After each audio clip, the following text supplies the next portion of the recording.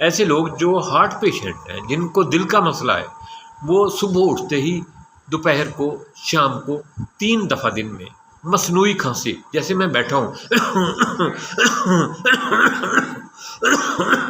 इस तरह खांसें। इससे ये होता है कि खांसने से हमारे जो लंग्स हैं, फेफड़े हैं, ये अप डाउन होते हैं, हरकत इनको मिलता है, झटका मिलता है। हम डाली दिल की नालियाँ जो हैं उनको लचक मिलती है, उनको वो पंप होती हैं, इससे ब्लड सर्कुलेशन बेहतर होती है और हार्ट जो है ना उसके पट्टे मजबूत होते हैं।